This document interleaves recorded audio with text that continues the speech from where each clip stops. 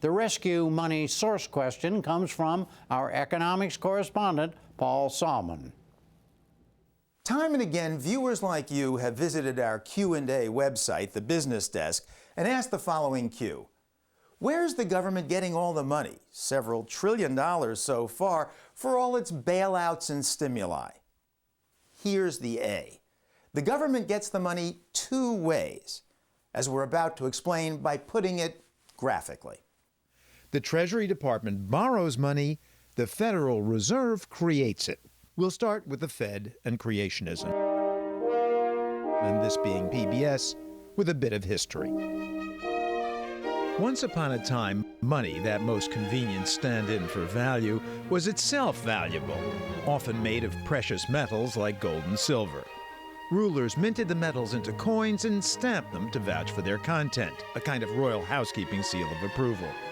But with the Industrial Revolution came an explosion of new wealth. The supply of gold and silver couldn't keep up. That shackled the trading of wealth and thus economic growth.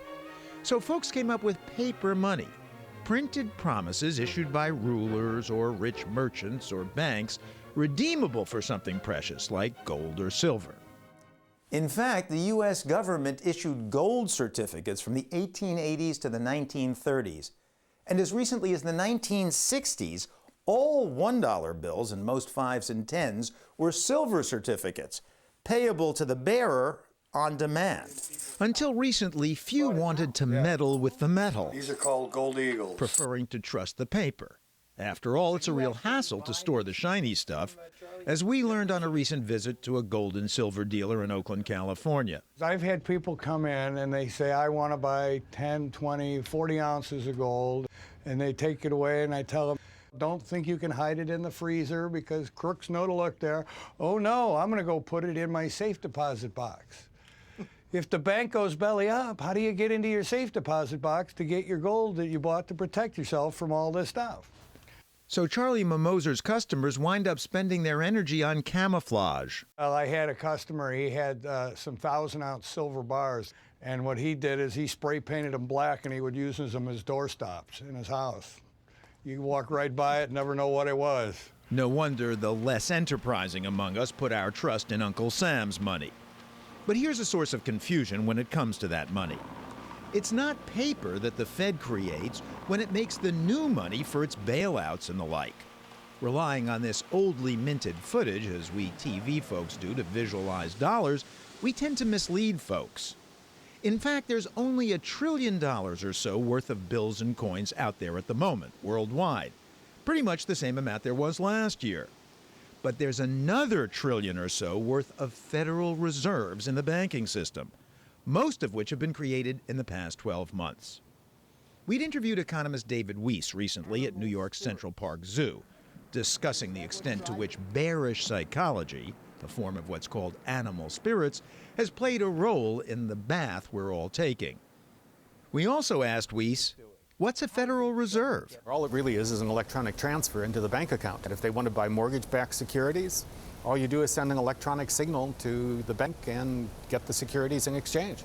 And then the bank has that amount on deposit from the Fed. That's what federal funds are.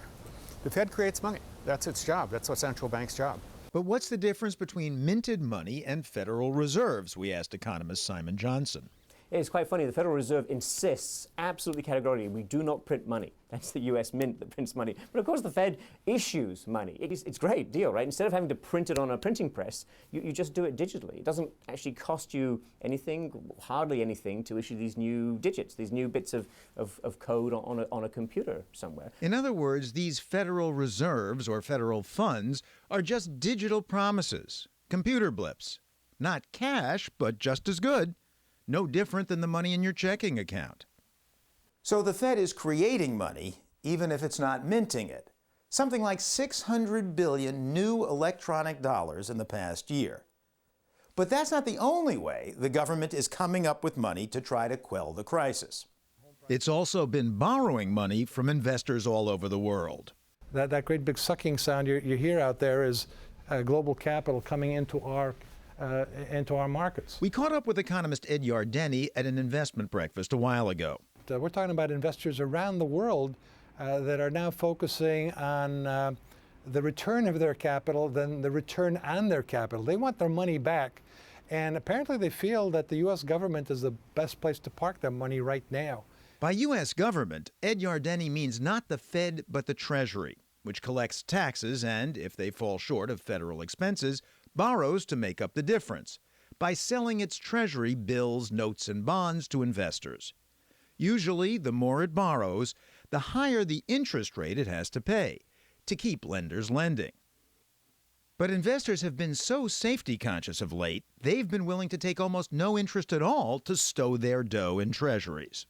So the world's and America's investors are lending the government all this money. That's right. It's a very perverse situation. It's really benefiting the United States. It's certainly easy to argue that we started this mess in the first place with all of our excesses. And you would think the foreigners would say, you know, a curse on you. We don't want to invest in the United States anymore. Quite the opposite. They're saying, take all of our money, and you don't even have to pay us anything. Just put it in Treasury bills and do whatever you want with it. Just make sure we get it back. And as a result, that's created this enormous benefit for us. The Treasury has borrowed $1.5 trillion in just the past year to cover both its annual revenue shortfall, the budget deficit, and the TARP, the Troubled Asset Relief Program, not including the newly passed stimulus, which will require another $800 billion or so, and other new Fed programs. But add it all together, and you've got a couple of trillion at least in new Treasury borrowing, and some $600 billion in new Fed money, thus far. So that's where the money comes from. But it raises a new and pressing concern. With all this printing and borrowing, might there be too much money in circulation, risking inflation? That's worrying folks at the moment, both left and right. Bob Samuelson, author of The Great Inflation and Its Aftermath, is sometimes thought of as conservative. The Fed is clearly pumping huge amounts of money into the financial system to prevent a panic, to provide liquidity for institutions who need it. And there is a danger that if they pump too much in, the ultimate consequence will be inflation, which they don't want. Former Nixon aide Kevin Phillips, proud author of Bad Money, is now decidedly liberal. You have the government spending these huge amounts of money in commitments they're making to bail everything out. It's all the money that's being given to the investment banks and banks that are in trouble at almost negligible cost. And they are allowed to come in and basically bring in a piece of some instrument that's almost worthless. And they get real money insofar as our money is real money for that. The more the Fed does this, the more dollars out there, eventually raising the fear of hyperinflation. A 500 billion dinar note from the former Yugoslavia, famous photos from 1920s Germany. Bales of bills of so little value, people began using them to warm the house or go fly a kite. It's happening in Zimbabwe today. Money literally not worth the paper it's printed on. And so, if too much money is borrowed and printed in the U.S., the dollar becomes effectively worthless. You see a hyperinflation. Economist John Williams advises clients and runs the website shadowstats.com, which contrasts his statistics with those of the government. He's worried that even our borrowing will have to be covered with new dollars. There's a tremendous amount of dollars being held by foreign investors. And if the foreign investors get to the point of dumping those dollars, the Fed's got to step in and intervene and start buying up the federal debt to keep the system from collapsing. Which would mean the Fed creating more electronic money. But right now, there's too little money out there because everyone's afraid to spend or lend. Again, David Weiss. When people take their money home, shove it under their mattress, that basically is removing money from circulation.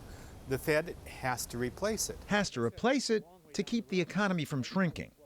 And that's why the Treasury is borrowing so much and, says Simon Johnson, the Fed shoveling money in with a very big shovel right now.